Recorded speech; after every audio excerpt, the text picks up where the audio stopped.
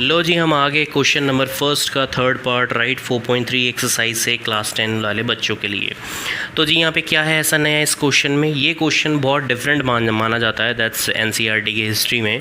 Reason क्योंकि ये already इस क्वेश्चन में पूछा है कि आप कंप्लीटिंग द स्क्वायर का फॉर्मूला लगाकर इस क्वेश्चन को कंप्लीट करें, लेकिन ये इकलौता ऐसा क्वेश्चन है जिसमें इस कंप्लीटिंग द स्क्वायर मेथड नहीं लगता है कौन सा मेथड, जो a + b के होल स्क्वायर के फॉर्मूले से जब इसको कंपैरिजन में लेकर आते हैं राइट, यानी कि हम कंपेयर करते हैं।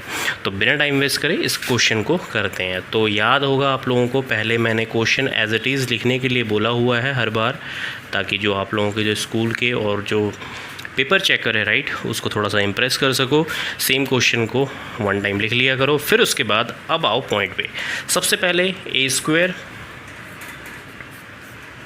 जैसे मैं हर बार बताता हूँ कि आप लोग डायरेक्टली a और b मत लिखा करो, पहले इस फॉर्मूले से कंपेयर किया करो।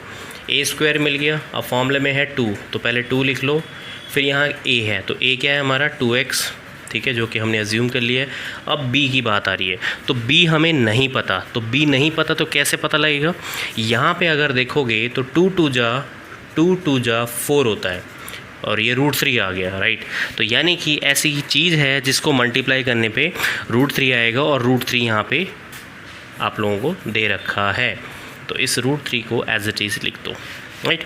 जब मुझे पता लग गया कि मल्टीप्लाई में ये b जो है √3 है, यानी कि b की जगह पे √3 आ रहा है, तो यहाँ पे भी आप लोगों का √3 ही होगा, b²।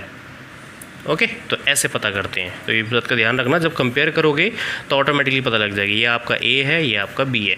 तो अब आप लोगों को ये बात क्लियर हो गया कि ये a है, ये b है।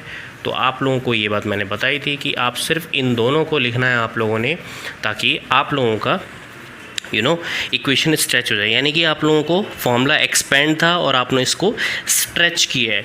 तो अब क्या करना है, आपने इस फॉर्मूले को 2 पार्ट में स्प्लिट करना है। 2 पार्ट में यानी कि स्क्वायर है, तो इस स्क्वायर को हटाने के लिए अब आप लिखेंगे देयरफॉर वैल्यू ऑफ रूट्स,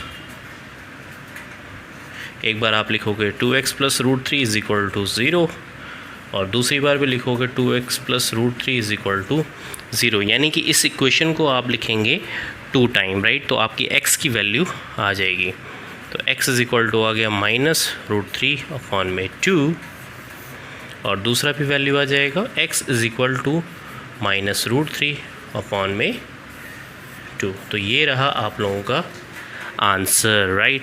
तो इस तरीके से आप लोगों ने क्वेश्चंस को फाइंड आउट करना है राइट। तो आप क्वेश्चन ध्यान से करिए। Okay, that's it.